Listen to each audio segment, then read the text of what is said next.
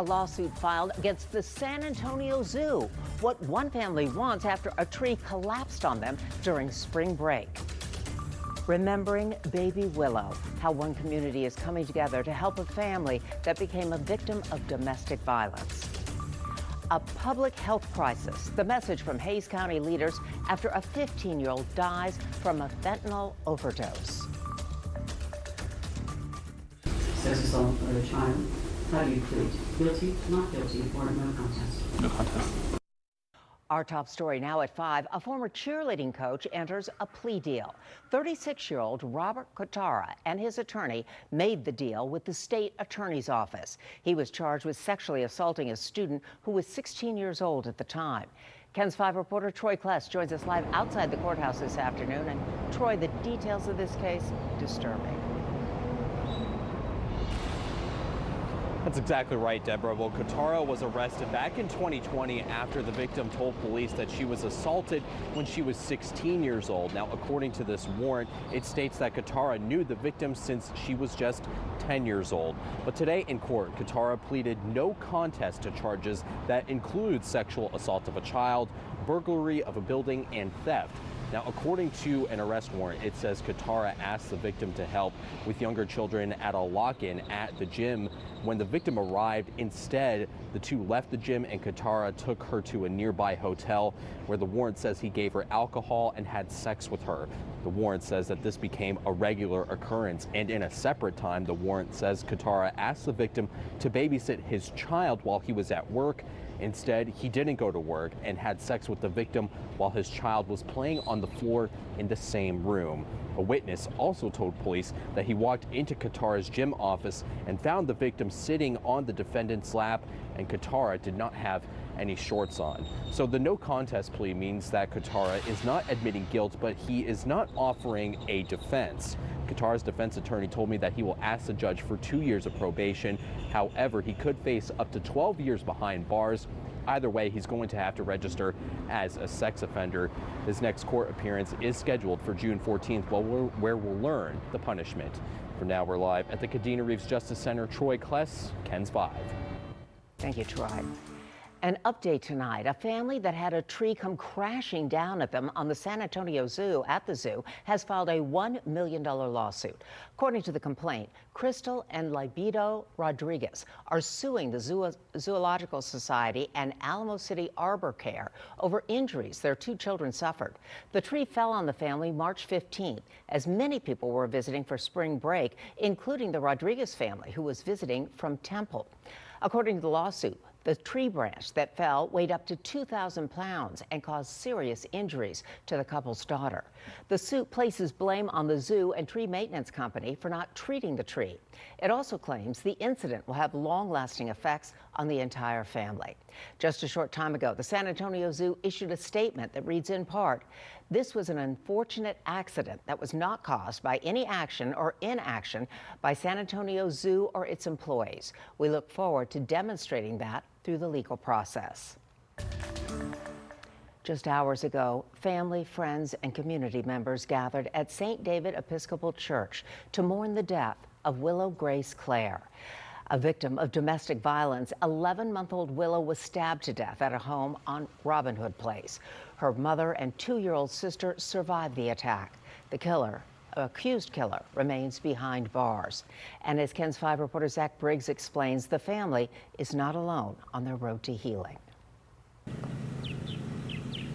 So much promise lost. For decades, Frank Trevino has supported families of murdered and missing people in San Antonio. Today, he described being moved by the memorial service for Willow Grace Clare. Children of the Heavenly Father, nothing is lost on the breath of God. Next one, Lord of the Small. All these words, all these songs are very appropriate for little Willow. Willow died on April 11th, just a couple days before celebrating her first birthday. Her mother, Mariah Clare, and 2-year-old sister, Rosalie, survived the attack by ex-husband Stephen Clare. Now they're healing with the help of family, friends, and strangers. Family and friends were able to attend, but also the general public. And I thought there's a lot of support out there for this family. There's a lot of people that are following the story. The community has raised nearly $20,000 for Mariah and Rosalie's medical bills. Donations are also going toward an organization that serves mothers and children impacted by domestic violence. I do appreciate the opportunities that arise with a lot of these situations. Anything that I can do to help, anything that we as a community can do to help is great. Meanwhile, the accused killer remains in jail, facing multiple charges, including capital murder. Zach Briggs, KENS 5. A man who volunteered his time as a reserve constable is dead after the sheriff says he started shooting at deputies during a domestic disturbance.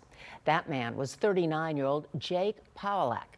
He resigned in good standing from the Precinct 4 Constable's office just 5 months ago.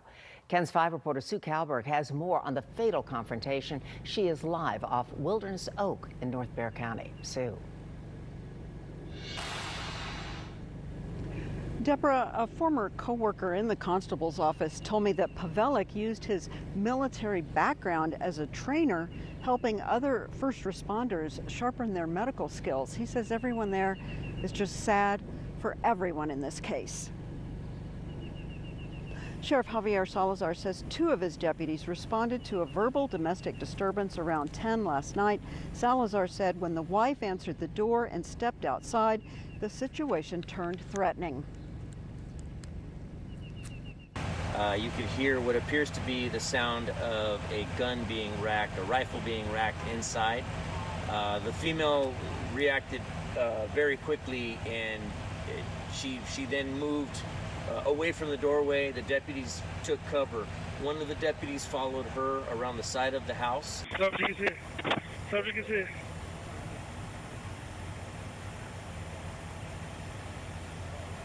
Shooting, one of the 2 deputies shot back several times, killing him. Salazar said the 2 deputies will be on leave for a bit, and then they will be on administrative duty while the investigation continues.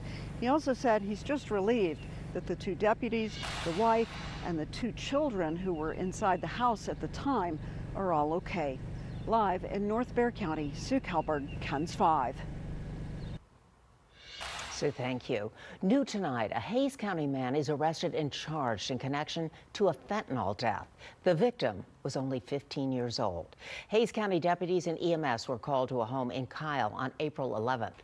Once they arrived, they found the teen unresponsive. After performing life-saving measures, they declared the 15-year-old dead at the scene.